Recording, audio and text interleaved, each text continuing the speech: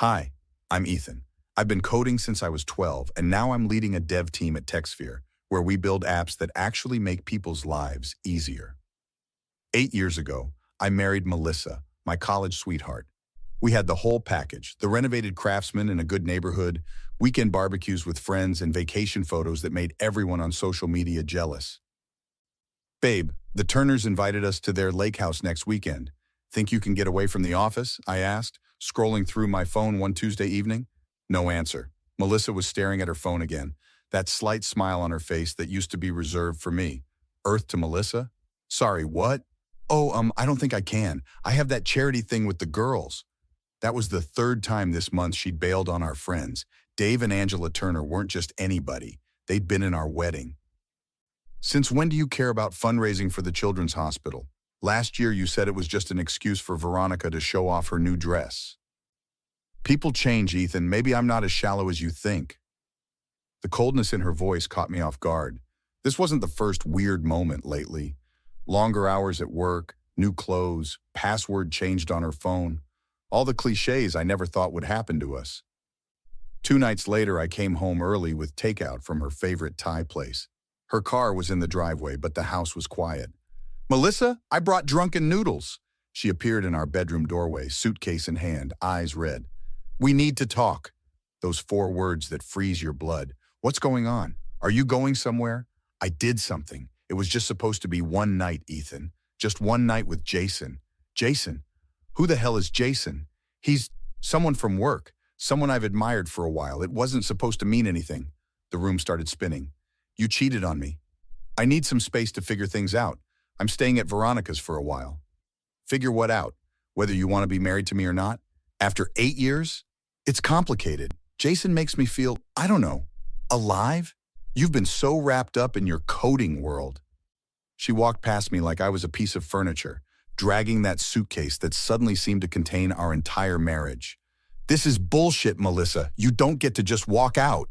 The door closed. I collapsed onto our couch, the one we spent 3 weekends shopping for, and completely broke down. I don't know how long I sat there, but it was dark when my phone rang. Ethan, it's Karen. Dave called me. Said you might need someone. I'm outside your door. My sister had driven 2 hours from Riverside. She took one look at me and knew. Oh, Ethan, what happened?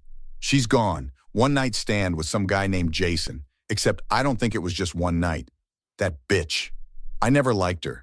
You came to our wedding, and I wore an ugly peach dress to support you, not her. Listen, this isn't the end. This is just where we start planning. I had no idea what she meant then, but Karen always had a talent for payback that I was about to witness firsthand. 2 weeks crawled by with Melissa gone. Karen stayed at my place, forcing me to eat when all I wanted was to drown in whiskey and self-pity. One morning, I was gathering laundry when a notification popped up on our shared iPad. Karen, come look at this. What am I looking at? Oh, that's a hotel confirmation from 3 months ago. And again 2 months ago, and last month, she said it was just one night. Check your credit card statements. I pulled them up, finding multiple charges at restaurants I'd never been to. I need to know everything. Marcus from work is good with tech stuff. I called him immediately. Dude, I need a huge favor. Marcus came over that evening with his laptop. Cloud backups are a cheater's worst enemy. If she ever logged into your shared accounts from her phone, within an hour, he'd recovered hundreds of deleted texts between Melissa and Jason. Jesus, they've been planning meetups since January. My voice cracked. 7 months, Marcus finished. And man, some of these messages, she was telling him details about your schedule.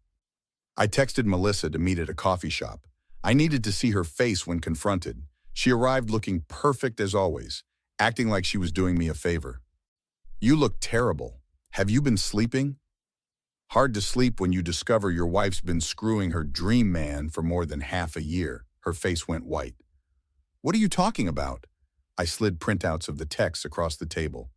Just one night, huh? You've been planning hookups around my work trips, using our joint credit card for hotels. You're spying on me? This is exactly why I needed space. You're controlling and obsessed with your job.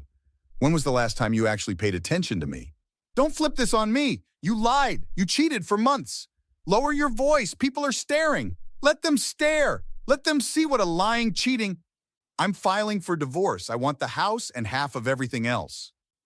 Later that day, Melissa's brother Richard called me. Ethan, what the hell? Melissa says you ambushed her, made a scene, accused her of sleeping around. Did she tell you she's been having an affair since January? With receipts on our joint card? She said it was one mistake and you're blowing it out of proportion. I have proof, Richard. Texts, hotel receipts, everything. Silence on the line. Send it to me. The next day, I ran into Veronica at the grocery store. She avoided eye contact. Veronica, wait. What do you know? I can't get involved, Ethan. You're hosting my cheating wife. You're already involved. She glanced around nervously. I didn't know at first. She said you two were having problems. And now, Jason's got a reputation. He's done this before. There was a woman at his previous job. Her marriage ended too. I thanked her and called Marcus. I need you to find everything you can on a guy named Jason Wilcox. What are we looking for? Other women, other marriages he's wrecked. You planning something, boss? Oh yeah, if Melissa wants war, she's getting one. Marcus dug up dirt on Jason faster than I expected. We met at a bar across town where no one would recognize us. You're not going to believe this. Your wife's dream man, he's married. Has been for 5 years. Wife's name is Danielle. I nearly spit out my beer. Are you serious? Dead serious. And get this, I found 3 different women on social media complaining about him. Same pattern every time. Charming guy at work, secret meetups, promises to leave his wife. Unbelievable. What's your play here, man? First, I need to seem defeated. Melissa expects me to fight for everything. If I roll over, she'll get sloppy. I called Melissa that night, making my voice crack. I can't do this anymore. You want the house? Fine. Take it. I just want this to be over. Ethan, are you drunk? Maybe. Does it matter? You win. I'll sign whatever you want. That's unexpected. Are you sure? What's the point of fighting? You've moved on. I should too. Meanwhile, Karen was working her own angle. She accidentally bumped into Veronica at the gym. Veronica cracked like an egg, Karen reported. Melissa and Jason have been planning a trip to Cabo next month. Guess who's paying? Your credit card. I closed our joint accounts. Not your personal card. She still has the authorized user card. They've been charging restaurants, hotel rooms, even jewelry. I checked my statements. Sure enough, over $12,000 in charges I never made. With Marcus's help, I found Danielle Wilcox on Facebook and sent her a message. She agreed to meet at a coffee shop. I wasn't sure if I should come, she said, sliding into the booth. Her eyes were tired, her wedding ring still on. I appreciate you taking the risk. How long has he been seeing your wife? At least 7 months, maybe longer. She nodded slowly. This isn't the first time. There was someone 2 years ago. I thought we'd work through it. I have texts, credit card receipts, hotel confirmations. Can I see them? I showed her everything. She stared at her hands for a long time. What are you planning to do? Something they won't forget. Are you in? What do you need from me? Just show up when I tell you to. The next day, I called Melissa again. I've been thinking. Maybe we should talk in person before lawyers get involved. Dinner at Antonio's for old time's sake. Antonio's? That's unexpected. It's where we had our first anniversary. Seems fitting to end things where we celebrated beginning. I suppose that makes sense. Friday at 7? Perfect. I spent the next 3 days preparing. Karen helped me create folders. One for Melissa, one for Jason, one for his wife, one for Richard, and one for Veronica. This is some cold-blooded revenge, Karen said, admiring our handiwork. It's not revenge, it's justice. Whatever helps you sleep at night, brother. I made one last call to Antonio's. The manager remembered our anniversary dinners. A private room? Of course, Mr. Miller. And you mentioned additional guests might join later? Yes, it's a surprise party of sorts. We'll be discreet. I looked at the calendar. Friday couldn't come soon enough. Friday night, I arrived at Antonio's 30 minutes early to make sure everything was set up. The private room looked perfect, elegant but intimate, with folders placed strategically under each napkin. Melissa arrived looking stunning in a new dress I'd never seen. You look nice. New outfit? Just something I picked up recently. Let me guess. At Nordstrom? On my credit card? Her smile faltered. Ethan, I thought we were here to talk civilly. Oh, we'll definitely talk. The waiter brought wine and I made a show of being gracious, even vulnerable. I've been thinking about where we went wrong. I'm glad you're being mature about this. I know it's not easy. Nothing worth doing ever is. At that moment, the door opened. Jason walked in, stopping cold when he saw me.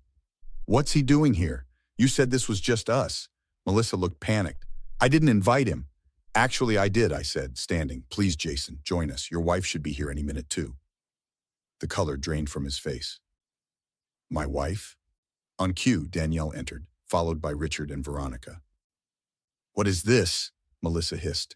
Please, everyone take a seat. There are folders under your napkins. Feel free to look through them. The room fell silent as everyone examined the contents.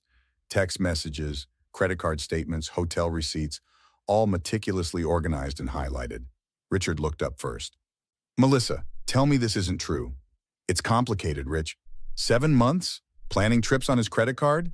There are texts here about waiting for him to go on business trips? Danielle turned to Jason. You promised me after the last time. We went to counseling. Veronica couldn't meet anyone's eyes. I should have told you, Ethan. I'm so sorry. Jason stood up. This is harassment. I'll sue you for this. Interesting choice of words. Page 12 in your folders shows the threatening text Jason sent me when I confronted him last week. The police were very interested in those. Melissa reached for my hand. Ethan, please, I made a terrible mistake. We can work through this. I pulled away. There's nothing to work through. The divorce papers are being filed Monday. I've documented the credit card fraud. Your boss at the firm has received evidence of your affair with a married client. You contacted my work? They'll fire me. My reputation should match your character. Richard stood up. I'm leaving. Melissa, don't call me for a while. I need time to process this. Danielle followed, but not before saying, the other women you've hurt are all in contact now, Jason. Expect more consequences. After everyone left, Melissa broke down. What am I supposed to do now? That's not my problem anymore. 3 months later, I moved into a new condo downtown. Melissa lost her job after the scandal with a client broke. Jason received a restraining order after his threatening messages, and his firm placed him on leave. Karen helped me host a housewarming party. Marcus brought his girlfriend, and even Richard came, having chosen sides in the aftermath. You know what's funny? Karen said, handing me a beer. You look happier than you have in years. Looking around at my true friends, I realized she was right. Sometimes losing what you thought you wanted makes room for what you actually need. What would you have done if you were in Ethan's position? Would you have exposed Melissa and Jason publicly like he did, or would you have handled it privately? And do you think someone who betrays you so completely deserves a second chance? Or was Ethan right to reject her apology and move on completely? If this revenge story resonated with you, hit that like button to help others find it too. Subscribe for more compelling stories that explore the complexities of relationships and justice. Share your thoughts in the comments below. I'd love to hear your perspective on whether Ethan went too far or not far enough.